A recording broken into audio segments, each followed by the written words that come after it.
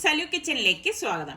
അപ്പോൾ 1 മണിക്കൂറിനുള്ളിൽ തന്നെ ഒരു 6-7 ഓണസദ്യ വിഭവങ്ങൾ ഉണ്ടാക്കാമെന്നാണ് ഞാൻ മനസ്സിൽ കരുതിയിരിക്കുന്നത്. അപ്പോൾ അതിനുവേണ്ടി ഞാനിവിടെ കുറച്ച് വെജിറ്റബിൾസ് എടുത്തിട്ടുണ്ട്. പിന്നെ നമുക്ക് വേണ്ടത് ബീട്രൂട്ടും പൈനാപ്പിളും ആണ്. പൈനാപ്പിൾ ഇത്ര അധികം എടുക്കത്തില്ല, ആവശ്യത്തിന് മാത്രമേ എടുക്കത്തുള്ളൂ. അപ്പൊ നേരത്തെ എടുത്തു വെച്ച വെജിറ്റബിൾസ് ഇല്ലേ, ചേന, മുരിങ്ങയ്ക്ക, അമരയ്ക്ക, ഏത്തക്ക, വെള്ളരിക്ക, ക്യാരറ്റ്, പടവലം, പച്ചമുളക്, ഇത് അവിയലിന് വേണ്ടിയിട്ടാണ്. ഇത് കട്ട് ചെയ്ത് മാറ്റി വെച്ചിട്ടുണ്ട്. ഞാനിവിടെ ഒരു ഉരുളി അടുപ്പത്തേക്ക് വെച്ചിട്ട് അതിഥി റോസ്റ്റഡ് കോക്കനട്ട് ഓയിലാണ് എടുത്തിരിക്കുന്നത്. ഇതാവുമ്പോൾ ധാരാളം ആന്റി ഓക്സിഡന്റ്സ് അടങ്ങിയിട്ടുണ്ട്. അതുപോലെ തന്നെ നല്ല മണവും രുചിയാണ്. അപ്പം ഇങ്ങനെയൊക്കെ സദ്യയൊക്കെ ഉണ്ടാക്കുമ്പോൾ റോസ്റ്റഡ് കോക്കനട്ട് ഓയിലാണ് നല്ലത്. സാധാരണ ഞാൻ അങ്ങനെയാണ് ചെയ്യുന്നത്. അപ്പൊ ഓയിൽ ചൂടായപ്പോഴേക്കും ആദ്യം തന്നെ ഞാൻ കട്ട് ചെയ്ത് വെച്ചിരിക്കുന്ന ചേന ഇതിലേക്ക് ഇട്ട് കൊടുക്കാണ്. ഇട്ട് കൊടുത്തിട്ട് നമുക്കിതൊന്ന് വഴറ്റി കൊടുക്കാം. ഒരുപാട് നേരമൊന്നും നമ്മളിത് വഴറ്റി എടുക്കണ്ടേ. ഇപ്പൊ തന്നെ നല്ല മണം വരുന്നുണ്ട് കേട്ടോ. ഈ ഒരു ഓയിൽ ആ ചേന കിടക്കുമ്പോഴേ ഒന്ന് ഇളക്കിയ ശേഷം നമുക്ക് ബാക്കി കട്ട് ചെയ്ത് വെച്ചിരിക്കുന്ന വെജിറ്റബിൾസ് എല്ലാം കൂടി ഇതിലേക്ക് ഇട്ട് കൊടുക്കണം.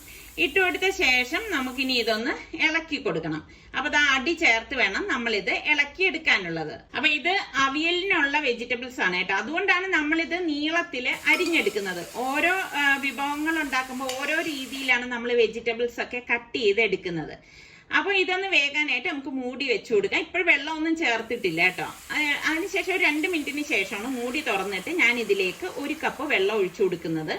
വെള്ളത്തിന്റെ അളവ് കൂടിപ്പോരുത്, അത് പ്രത്യേകം ശ്രദ്ധിച്ചേക്കണം. എന്നിട്ട് ഇതാ ഇതുപോലെ ഒന്ന് ഇളക്കി കൊടുക്കാം. അപ്പൊ ചുവടി കട്ടിയുള്ള ഉരുളി ആയതുകൊണ്ട് തന്നെ ഇത് പെട്ടെന്ന് വെന്ത് കിട്ടും. 1 ടീസ്പൂൺ മഞ്ഞൾപ്പൊടിയും പാകത്തിനുള്ള ഉപ്പും കൂടി ഈ സമയത്ത് നമ്മൾ ഇട്ട് കൊടുക്കാം. കുറച്ച് കറിവേപ്പിലയും കൂടി ഞാൻ ഇതിലേക്ക് ചേർത്ത് കൊടുക്കുന്നുണ്ട് കേട്ടോ. എന്നിട്ട് വീണ്ടും നമുക്കിതൊന്ന് മൂടി വെച്ചു കൊടുക്കാം. അപ്പൊ ഇതിന്റെ അരപ്പിന് വേണ്ടിയിട്ട് ഞാനിവിടെ 1 കപ്പ് തേങ്ങ, ഒരു 2 പച്ചമുളക്, ഒരു 3 വെളുത്തുള്ളി അല്ലി, 1/2 ടീസ്പൂൺ ചെറിയ ജീരകം, 1 ടീസ്പൂൺ മഞ്ഞൾപ്പൊടി, പിന്നെ കുറച്ച് കറിവേപ്പില, ഇത്രയും കൂടി ചേർത്തിട്ട് നമുക്കൊന്ന് അരച്ചെടുക്കാം. നമ്മൾ ഇതിലേക്ക് മുളക് പൊടിയൊന്നും ചേർക്കത്തില്ല കേട്ടോ. അപ്പൊ അവിയലിനൊരു ലൈറ്റ് പച്ച കളറല്ലേ, ഇതുപോലെ ഒന്ന് തരിതരിപ്പായിട്ട് വേണം ഒന്ന് അരച്ചെടുക്കാനുള്ളത്. അപ്പൊ ദാ നമ്മളുടെ വെജിറ്റബിൾസ് ഒക്കെ കണ്ടോ ഏകദേശം എന്ത് വരുന്നുണ്ട്. അപ്പൊ ദാ ഇത് ഒന്ന് ഇളക്കി കൊടുക്കാം. ഇനി വെള്ളം ചേർക്കുകയും ചെയ്യരുത് കേട്ടോ. ഈ ഒരു സമയത്ത് ഞാനിവിടെ പകുതി മാങ്ങ കട്ട് ചെയ്തത് ഇതിലേക്ക് ചേർത്ത് കൊടുക്കാണ്. പുളിവെള്ളം അല്ല നമ്മൾ ഇതിലേക്ക് ചേർക്കുന്നത് കേട്ടോ. അപ്പൊ മൂടി വീണ്ടും അത് വേവിക്കാൻ വെച്ചു കൊടുക്കാം. അത് വേകുന്ന സമയം കൊണ്ട് ഞാൻ ആ 1 ബീട്രൂട്ട് കഴുകി വൃത്തിയാക്കിയത് മറ്റൊരു ഉരുളിയിലേക്ക് ഇട്ടിട്ട് കുറച്ച് വെള്ളം കൂടെ ഒഴിച്ചിട്ട് അതൊന്ന് വേവിച്ചെടുക്കാണ് കേട്ടോ.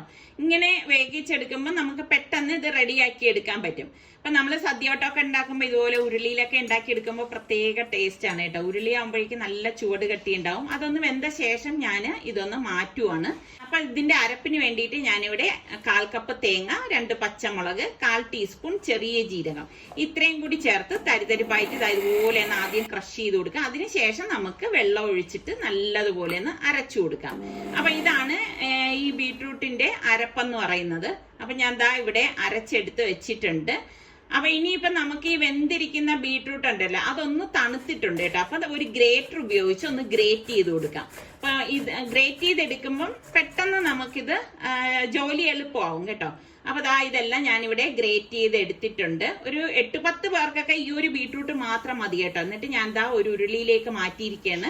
ഗ്യാസ് ഒന്നും ഓൺ ചെയ്തിട്ടില്ല കേട്ടോ. എന്നിട്ട് നമ്മൾ ഈ അരച്ച് വെച്ചിരിക്കുന്ന അരപ്പുണ്ടല്ലോ അത് ദേ ഇതിലേക്ക് ഇട്ടിട്ട് നമുക്ക് ഇനി ഇതൊന്ന് മിക്സ് ചെയ്ത് കൊടുക്കാം. അപ്പൊ പാകത്തിനുള്ള അരപ്പാണ് ഞാനിവിടെ ചേർത്തിരിക്കുന്നത്. അരപ്പിന്റെ അളവ് കൂടിപ്പോയിരിക്കാൻ പ്രത്യേകം ശ്രദ്ധിച്ചേക്കണം. ഇതുപോലെ ഒന്ന് മിക്സ് ചെയ്ത് കൊടുക്കണം. ഗ്യാസ് ഓൺ ചെയ്ത് അത് പ്രത്യേകം ശ്രദ്ധിച്ചേക്കണം. പിന്നെ ഞാനിവിടെ 1 കപ്പ് തൈര് എടുത്തിട്ടുണ്ട്. തൈര് ഉടച്ചിട്ടാണ് ഇതിലേക്ക് ചേർക്കണത്. ഒരു തുള്ളി വെള്ളം പോലും ചേർക്കരുത് കേട്ടോ. എന്നിട്ട് ഇതുപോലെ ഒന്ന് മിക്സ് ചെയ്ത് കൊടുക്കാം. അപ്പൊ നമ്മളുടെ ബീട്രൂട്ട് കിച്ചടിയാണിത്. പെട്ടെന്ന് റെഡിയാക്കി എടുക്കാൻ പറ്റുന്ന ഐറ്റമാണ്. എന്നിട്ട് നമുക്ക് ഇതിലേക്ക് പാകത്തിനുള്ള ഉപ്പും കൂടി ഇട്ട് കൊടുക്കാം. അപ്പൊ ഉപ്പ് എനിക്ക് കുറവായെന്ന് തോന്നിയോണ്ടാണ് ഞാൻ വീണ്ടും ഉപ്പ് ഇട്ട് കൊടുത്തത്. എന്നിട്ട് നല്ലതുപോലെ ഒന്ന് ഇളക്കി കൊടുക്കാം. അപ്പൊ ഇത്രയുള്ള ഇതിന്റെ സംഭവം. ഇനിയിപ്പൊ ഞാനിത് ഒരു ബൗളിലേക്ക് മാറ്റാണ്. ലാസ്റ്റ് നമുക്ക് എല്ലാം ആയ ശേഷം നമുക്ക് താളിച്ചൊഴിക്കാം കേട്ടോ. അപ്പൊ ഇത് റെഡിയായത് നമുക്കൊന്ന് മാറ്റി വെക്കാം. സദ്യക്ക് ഒഴിച്ചുകൂടാൻ പറ്റാത്ത ഒരു വിഭവമാണിത്. അപ്പൊ നമ്മളുടെ അവിയലിന്റെ കഷ്ണമൊക്കെ ഞാൻ അടപ്പ് മാറ്റി വെന്ത് വന്നിട്ടുണ്ട് കണ്ടോ. കറക്റ്റ് പരുവാണ്. വെന്ത് ഉടഞ്ഞു പോകരുത് കേട്ടോ. അവിയൽ സദ്യക്കൊക്കെ ഉള്ള അവിയൽ കണ്ടിട്ടില്ല, അതുപോലെ ഇരിക്കും. അപ്പൊ ഈ സമയത്ത് നമുക്ക് ഈ അവിയലിന് അരച്ച അരപ്പുണ്ടല്ലോ അത് ഇതിലേക്ക് ഇട്ട് കൊടുക്കാം. ഇട്ട പാടെ ഇളക്കി കൊടുക്കരുത് കേട്ടോ. അപ്പൊ ഞാൻ ഇതുപോലെ അരപ്പിട്ട ശേഷം ഒന്ന് കുറച്ച് കറിവേപ്പിലയും കൂടി ഇട്ടിട്ട് നമുക്കിനി ഇതൊന്ന് മൂടി വെച്ചു കൊടുക്കാം. ഒരു 2 മിനിറ്റ് അത്രയും മാത്രം മതിയാകും. അപ്പൊ ഈ സമയം കൊണ്ട് നമുക്ക് പൈനാപ്പിൾ ഞാൻ കട്ട് ചെയ്ത് എടുത്തിട്ടുണ്ട്. ഞാനൊരു 4 പീസ് എടുത്തിട്ടുള്ളൂ. കണ്ടോ, ഈ ഒരു സൈസിലാണ് എടുത്തിരിക്കുന്നത്. അപ്പൊ ഗ്രേറ്ററിൽ നമുക്ക് ഈ പൈനാപ്പിൾ ഒന്ന് ഗ്രേറ്റ് ചെയ്ത് എടുക്കാം കേട്ടോ. മിക്സിയിലിട്ട് അരച്ചെടുക്കരുതേ, അങ്ങനെ വന്നു കഴിഞ്ഞാൽ ഇതിന്റെ ടെക്സ്ചർ ആകെ മാറിപ്പോവും. അപ്പൊ ഞാൻ ഇവിടെ ഗ്രേറ്റ് ചെയ്ത് എടുത്തിട്ടുണ്ട്. പൈനാപ്പിൾ ആയതുകൊണ്ട് തന്നെ അതിൽ നിന്ന് ഒരു ജ്യൂസ് വരും. അപ്പൊ ആ ജ്യൂസ് കളയൊന്നും ചെയ്യരുത്, കാരണം നമുക്ക് ഇത് വേഗിക്കുമ്പോ ഇതാണ് വേണ്ടത്. അപ്പൊ ഞാൻ ഒരു ഉരുളി അടുപ്പത്തേക്ക് വെച്ചിട്ട് നമ്മൾ ഈ ഗ്രേറ്റ് ചെയ്ത പൈനാപ്പിള് ഇതിലേക്ക് ഇട്ടിട്ട് പാകത്തിനുള്ള ഉപ്പും പിന്നെ 1 ടേബിൾ സ്പൂൺ പഞ്ചസാരയും കൂടി ഇട്ട് കൊടുക്കാണ്. പിന്നെ നമുക്ക് 1 ടീസ്പൂൺ മഞ്ഞൾപ്പൊടിയും കൂടി ഇട്ട് മൂടി വെച്ച് ഇതൊന്ന് വേവിച്ചെടുക്കാം. അതിലും വെള്ളം ചേർക്കുന്നില്ല കേട്ടോ. അപ്പൊ നമ്മളുടെ അവിയല് ഞാൻ ഒന്ന് ഇളക്കി കൊടുക്കുകയാണ്. അപ്പൊ ഇതാണ് അവിയലിന്റെ ആ ഒരു പരുവം എന്ന് പറയുന്നത്. നല്ലതുപോലെ അടി ചേർത്ത് ഒന്ന് ഇളക്കിയെടുക്കണം. കണ്ടേ, കഷ്ണങ്ങളൊന്നും ഉടഞ്ഞു പോകാതെ എല്ലാം പാകത്തിന് വെന്ത് വന്നിട്ടുണ്ട്. നല്ല മണം വരുന്നുണ്ട് കേട്ടോ. ഞാൻ പറഞ്ഞില്ലേ, ലാസ്റ്റ് നമ്മൾ ഈ റോസ്റ്റഡ് കോക്കനട്ട് ഓയിൽ കുറച്ചൊഴിച്ച് മൂടി മാറ്റി വെക്കാണ് ചെയ്യണത്. അപ്പൊ ഒരു 2-3 മിനിറ്റ് കഴിഞ്ഞപ്പോൾ പൈനാപ്പിളിന്റെ അടപ്പൊന്ന് മാറ്റിയിട്ട് ഞാൻ ഒന്ന് ഇളക്കി കൊടുക്കുകയാണ്. നമ്മൾ ഇതിലേക്ക് വെള്ളം ചേർത്തിട്ടില്ല. ആ പൈനാപ്പിളിന്റെ ജ്യൂസിൽ തന്നെയാണ് ഇത് വെന്ത് കിട്ടുന്നത് കേട്ടോ. വീണ്ടും ഒന്ന് മൂടി വെച്ച് കൊടുക്കുകയാണ്. അപ്പൊ നമുക്ക് അതിന്റെ അരപ്പിന് വേണ്ടിയിട്ട് ഞാനിവിടെ 2 കൈപ്പിടി തേങ്ങ എടുത്തിട്ടുണ്ട്. പിന്നെ നമുക്ക് വേണ്ടത് പച്ചമുളകാണ്. പാകത്തിനുള്ള വെള്ളം കൂടി ഒഴിച്ചിട്ട് ഇതൊന്ന് അരച്ചെടുക്കാം. അതിന്റെ അരപ്പിൽ വേറൊന്നും നമ്മൾ ഇതിലേക്ക് ചേർക്കുന്നില്ല കേട്ടോ. അപ്പൊ അരപ്പും റെഡി ആയിട്ടുണ്ട്. അപ്പൊ പൈനാപ്പിൾ ഓൾമോസ്റ്റ് വെന്തിട്ടുണ്ട്. ഗ്രേറ്റ് ചെയ്തതായതുകൊണ്ട് തന്നെ പെട്ടെന്ന് വെന്ത് കിട്ടും. അപ്പൊ ഈ അരച്ചെടുത്ത അരപ്പ് നമുക്ക് ഇതിലേക്ക് ഇട്ടിട്ട് നന്നായിട്ടൊന്ന് മിക്സ് ചെയ്ത് കൊടുക്കാം. അപ്പൊ ഇതുപോലെ ഒന്ന് യോജിപ്പിച്ചെടുക്കണം.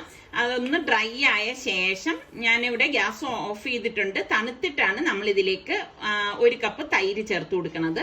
തൈര് നല്ലതുപോലെ ഉടച്ചിട്ടാണ് ചേർക്കണത്. അപ്പൊ ഞാൻ നേരത്തെ പറഞ്ഞതുപോലെ തന്നെ ഒരു തുള്ളി വെള്ളം പോലും നമ്മൾ ഇതിലേക്ക് ചേർത്ത് കൊടുക്കത്തില്ല കേട്ടോ. എങ്കിൽ മാത്രമേ നമ്മൾ ഇത് ഇലയിലേക്ക് വിളമ്പുഴേക്ക് ഓടിപ്പോവാതിരിക്കത്തുള്ളൂ.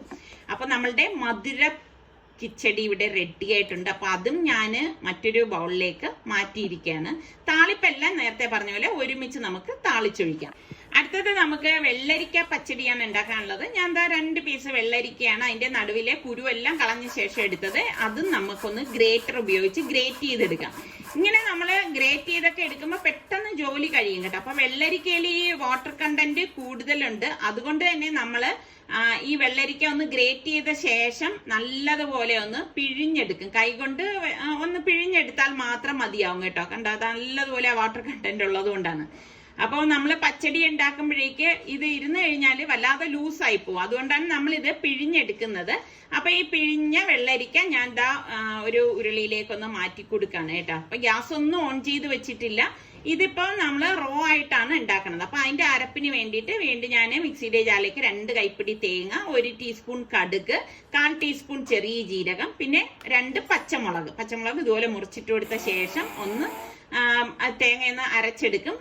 അതിനുശേഷം നമുക്ക് ഇതിലേക്ക് പാകത്തിനുള്ള വെള്ളം കൂടി ഒഴിച്ചിട്ട് ഒരു കുഴമ്പ് പോലെ വേണം ഇത് അരച്ചെടുക്കാനുള്ളത്. എന്നിട്ട് ഈ അരപ്പ് നമുക്ക് ഈ വെള്ളരിക്കയിലേക്ക് ഇട്ട് കൊടുക്കാം. പ്രത്യേകം ശ്രദ്ധിക്കണം, ഇതും ഞാൻ ഗ്യാസ് ഓൺ ചെയ്തിട്ടില്ല. എന്നിട്ട് നല്ലതുപോലെ ഒന്ന് മിക്സ് ചെയ്ത് കൊടുക്കാം. അപ്പൊ ഈ തേങ്ങയുടെ അരപ്പും വെള്ളരിക്കയൊക്കെ കൂടി യോജിച്ച് വന്ന ശേഷം നമുക്ക് ഇതിലേക്ക് 1 കപ്പ് തൈര് ഉടച്ചതാണ്. ആ തൈരും കൂടി ചേർത്തിട്ട് നല്ലതുപോലെ ഒന്ന് ഇളക്കി കൊടുക്കണം. അപ്പൊ ഇത്രയേ ഉള്ളൂ നമ്മളുടെ വെള്ളരിക്ക പച്ചടിയുടെ കാര്യം. പച്ചടിയും ഇവിടെ റെഡി ആയിട്ടുണ്ട്. ഇതൊന്നും നമ്മൾ ഇലയിൽ വെക്കുമ്പോൾ ഓടിപ്പോരുത്. ആ ഒരു ടെക്സ്ചറാണ് നമുക്ക് വേണ്ടത്. പാകത്തിനുള്ള ഉപ്പും കൂടി ഞാൻ ഇട്ട് കൊടുക്കുകയാണെ. ഞാൻ ഉപ്പിടാൻ മറന്നുപോയായിരുന്നു. എന്നിട്ട് നമുക്ക് നല്ലതുപോലെ ഒന്ന് മിക്സ് ചെയ്ത് യോജിപ്പിച്ചു കൊടുക്കാം. ആണ്ടോ, നല്ല ആ വെള്ളരിക്കയുടെയൊക്കെ ആ ഫ്രഷ് മണം വരുന്നുണ്ട് കേട്ടോ. അത് ഞാൻ മറ്റൊരു പാത്രത്തിലേക്ക് ഒന്ന് മാറ്റി കൊടുക്കാണ്. ഇത് ഞാൻ നേരത്തെ പറഞ്ഞ പോലെ തന്നെ ലാസ്റ്റ് നമുക്ക് താളിച്ചൊഴിക്കാം കേട്ടോ. സദ്യയിൽ ഒഴിച്ചുകൂടാൻ പറ്റാത്ത ഒരു വിഭവമാണ് തോരൻ എന്ന് പറഞ്ഞാൽ. അപ്പം പെട്ടെന്ന് വേകുന്ന വെജിറ്റബിൾ എന്ന് പറഞ്ഞാൽ ക്യാരറ്റും ക്യാബേജും തന്നെയാണ്. അപ്പം ഞാനൊരു ക്യാരറ്റും ഈ ഒരു സൈസിലെ ക്യാബേജും എടുത്തിട്ടുണ്ട്. അപ്പൊ ഇത് നമുക്കൊന്ന് ചോപ്പ് ചെയ്തെടുക്കാം. അപ്പൊ ഞാൻ ചോപ്പറിലാണ് ഇതൊന്ന് ചോപ്പ് ചെയ്തെടുത്തത്. ക്യാരറ്റ് ചോപ്പ് ചെയ്ത ശേഷം നമുക്ക് ക്യാബേജും കൂടെ ചോപ്പ് ചെയ്തെടുത്തിട്ടുണ്ട്. അപ്പൊ ഇതിന്റെ അരപ്പിന് വേണ്ടിയിട്ട് ഞാനിവിടെ 2 കൈപ്പിടി തേങ്ങയും അതുപോലെ തന്നെ 1 ടീസ്പൂൺ മുളക് പൊടിയും 1/2 ടീസ്പൂൺ മഞ്ഞൾപ്പൊടി, 1 ടീസ്പൂൺ ചെറിയ ജീരകത്തിന്റെ പൊടി, കുറച്ച് കറിവേപ്പില, ഇത്രയും കൂടി നമുക്കൊന്ന് കറക്കിയെടുക്കാം. തോരന്റെ പരുവത്തിൽ വേണം കറക്കിയെടുക്കാൻ, വല്ലാതെ അരഞ്ഞു പോകരുത് കേട്ടോ. എന്നിട്ട് ഉരുളിയിലേക്ക് നമുക്ക് 2 ടേബിൾ സ്പൂണോളം വെളിച്ചെണ്ണ ഒഴിച്ച ശേഷം ഞാൻ കടുകിട്ട് പൊട്ടിച്ചു കൊടുക്കാണ്. അതിനുശേഷം നമുക്ക് വറ്റൽമുളക് ഇതുപോലെ ഇട്ട് കൊടുക്കാം.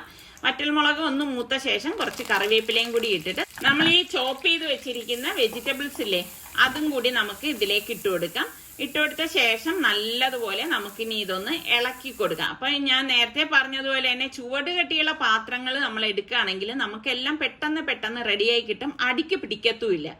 അപ്പൊ ദാ ഇതുപോലെ ഒന്ന് ഇളക്കിയെടുക്കണം. ഇളക്കി കൊടുത്ത ശേഷം നമുക്ക് പാകത്തിനുള്ള ഉപ്പും കൂടി ഇതിലേക്ക് ഇട്ട് കൊടുക്കണം. എന്നിട്ട് നല്ലതുപോലെ ഇളക്കി കൊടുക്കാം. അപ്പൊ ഞാൻ ഈ കാണിച്ചതുപോലെ നമ്മൾ ആ ടൈം മാനേജ് ചെയ്ത് നമ്മൾ കുക്ക് ചെയ്യുകയാണെങ്കിൽ 1 മണിക്കൂറിനുള്ളിൽ തന്നെ ഈ കുക്കിംഗ് എല്ലാം നമുക്ക് പൂർത്തിയാക്കാൻ സാധിക്കും. എന്നിട്ട് ഞാനൊന്ന് മൂടി വെച്ചു കൊടുക്കാണ്.